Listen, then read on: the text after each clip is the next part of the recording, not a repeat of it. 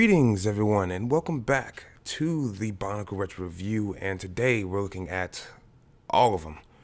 All of 2001 sets. This is the final review of 2001 and this is the final review for this year as a time of recording. The point is we're here and looking at, well, all of the sets that came out in 2001.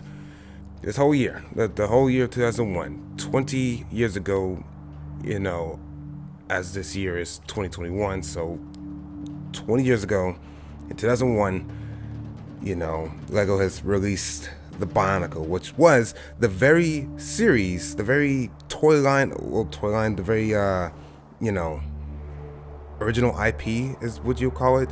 Basically, this is what saved LEGO from their bankruptcy back then in, you know, the late 90s, because, you know, they were kind of falling, you know, they were pretty down bad, and, you know, Bionicle kind of saved them from that. I don't know why people don't acknowledge that. Some people do, of course, but other people kind of forget about that sometimes. But that's not the video of today. We're talking about the Bionicle sets of 2001. I don't keep saying that, but I have to reiterate that. Anyway, so there is a grand total of 23 sets. Well, actually, there's a grand total of 24 sets if you count 8546, the Power Pack, which includes Hafu and a very rare and limited edition silver Hal. I don't know if you can see that quite on the camera, so let me try to get a close up on that. You can see that. Heck, you can see me on the camera. All right, and it's painted silver. In the back, it's kind of this dullish color, but in the front, it's painted with this chrome color. It's pretty nice. I like it, and we'll put that right there. So yeah, and it comes with like a CD-ROM thing, but I don't have that. I didn't buy that with it. I just bought literally the Matoran and the mask, because that's all I wanted. I didn't really care for the CD-ROM. I mean, yeah, it would have been cool to have it, but oh well. You know, maybe one day in the future I'll look at just specifically look at the CD-ROM and maybe I'll go back and get it. But that is a video for another time. So yes, so 24 sets in all.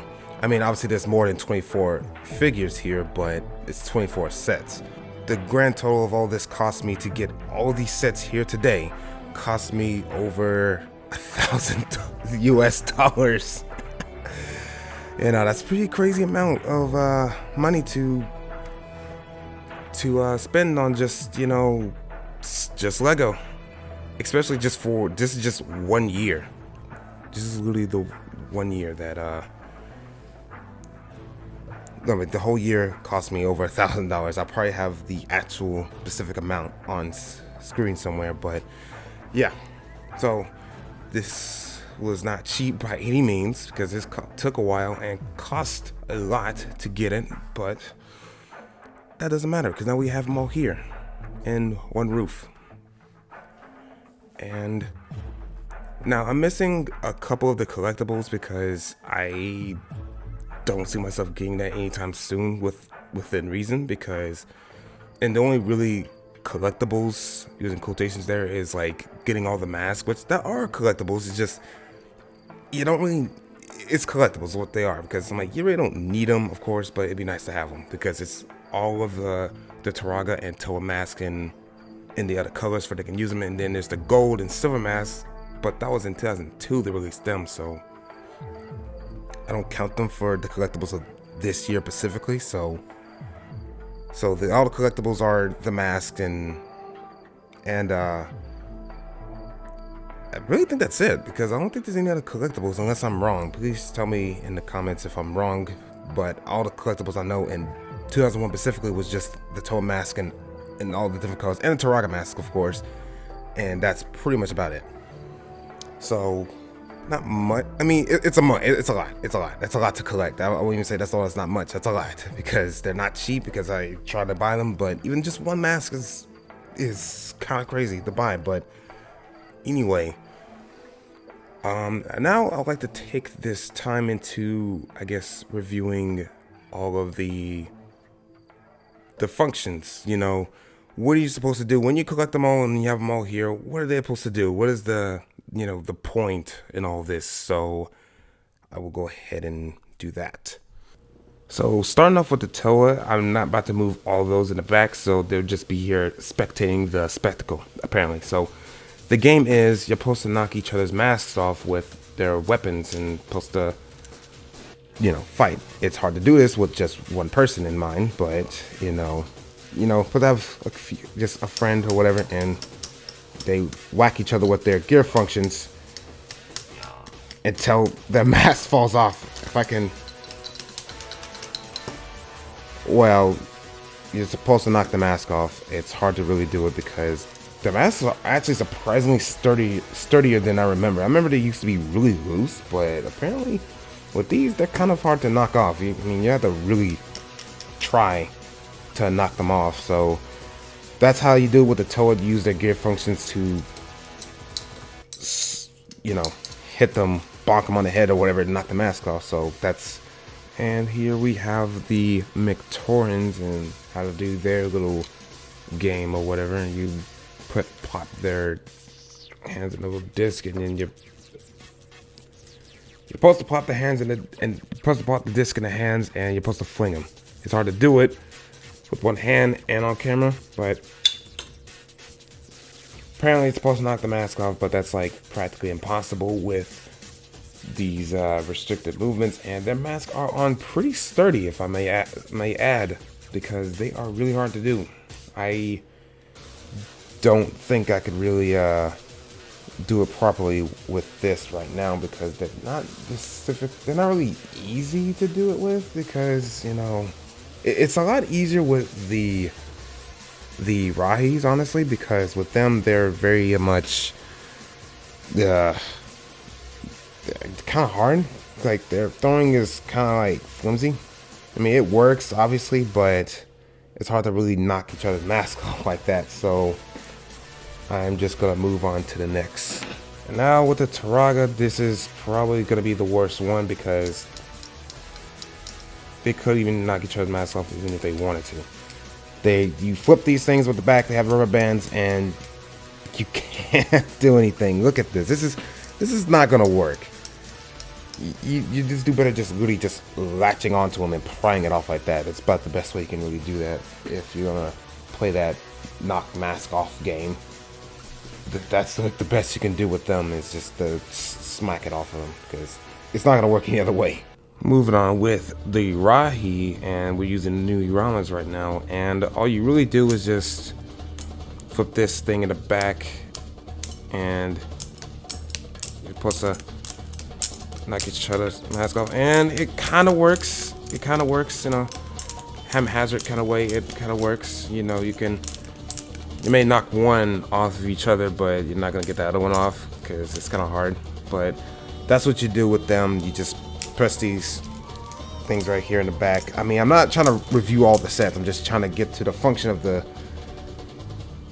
game of they play with each other and knock the masks off, which I don't think in the story that wouldn't make sense because that would kind of like, I wouldn't say kill them, but definitely would, hurt them. It seems kind of an odd game to play, but yeah, that's it. What you do with the new rounds, the Nui Jagas, and what you do with them. Press this little trigger thing, and I am missing rubber bands. That is annoying. That is actually just a con in just these designs I meant to mention last time, that the rubber bands will fall off, but that's not the point. Point is, you play the game, you try to knock their mask off. It's a lot easier if I had the other rubber bands, but I lost it. So you just pinch each other until one of the masks falls off and his head fell off. So oh well for that. So I guess he lost. He lost the head. So that's basically what you do with them. Nothing really special. Same thing, same concept with all of them. And let's go ahead and move on with the next. Alright, Tarakavas. There are probably one of the funnest ones because you just pull these things like Rock'em Sock'em robots and you just try to punch each other's mask down. I'm just going to choose one. You just punch them.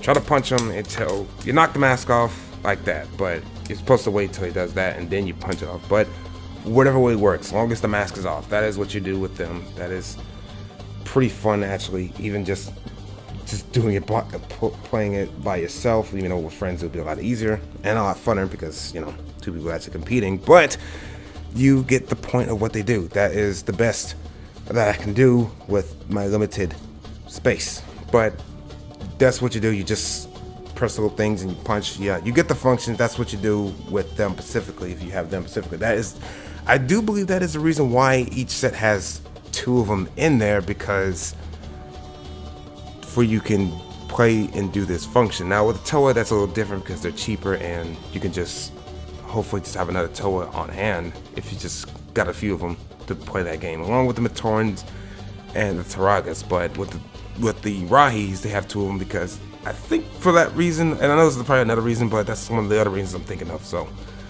I'm just gonna go with that, and now let's move on to the next one. And finally, my absolute all-time favorite Rahis, the nothing Nui about them. There is Muwaka and Kaniram. My goodness, I am forgetting names. But simple function, you press these to make their jaws extend. You will try to grab onto his head, you just pull it out and their arm would fall out. Pretty straightforward, that's all you do. I'm not going to demonstrate any further because I really hate to have to put all their arms back in, because that is annoying. So I'm not. You get the point with what they do, and then you can just slide it back in and start the game over. But yeah, that's what you do. You just fight each other until you get the arms off. So yeah, until you get the mask off and you pull it out of the slot and all that good stuff. So yeah, that's really it with them, of course. And let's move on to the final Rahi. All right, and the last ones, the what they call the Manas, and what you do with them, you got the motorized function, and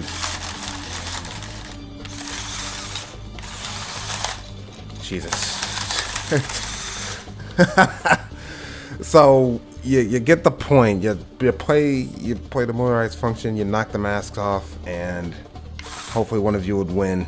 And that's pretty much it. You heck, on this table, when you knock the little mouth thing down, you can practically knock them off the table, which, you know, that'd be fun to do, but I don't really want to cause any damage to them. But you get the point. That's it with them. So now let's finally wrap this whole overview up.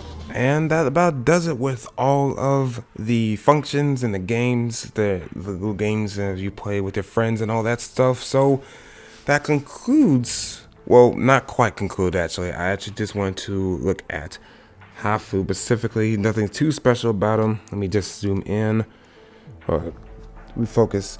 He's just Poe-Matoran. Yeah, Poe-Matoran from the Po-Rahi region. You know, you see him in the Minag games, and he actually is a Matoran because he has the throwing arm in the, yeah.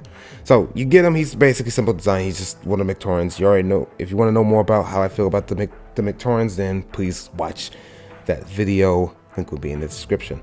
But nothing too special. But for some strange reason, they gave him a, you know, I don't know what you'll call them, the discs that has Tahu's, you know, mask on it, the How on it, and it's kind of weird, but he's obviously from, you know, the Po-Rahi region. So they gave him that. I don't know what was the purpose of that. Did they forget and they just said, we got too many of these, let's just send them out and give them to this one anyway because we don't really care. I don't know. It's kind of weird and strange to me. But anyway, now that will finally conclude this overview of all of 2001. This has been I think this is one of the biggest years, obviously, because it's the first year they want to throw everything out and be like, hey, buy this stuff, please. Probably what I was thinking back then, but this is one of the biggest years, and obviously it should be because, like I just said, and all that good stuff, because it's the first year. There's not too many complaints I can give this year because, you know, there was a lot of good sets. I mean, out of all the sets, I like them all. It's just some I like more than others, and some I'm kind of like, yeah, it's all right, but overall, it was still a good year. I mean, if I was to rate it, like, give it a review, I'll give it like probably like a 9 out of 10 because it's just an amazing year out of Bionicle, obviously, because it's the first that started, and you know, I'm always one for the classics and I like it. So yeah, that's my thoughts on the sets of 2001, all the Toa, the Brahi, and all the good stuff. So all right, now that will do it, and join me next time, which will, I don't know when the next video will be, but next time when I look at the bohrok of 2002. I have been your host, RobeTheMatoran, and I'll see you guys in the next Bionicle Retro review, and happy holidays to you all, if you care about that stuff. So yeah.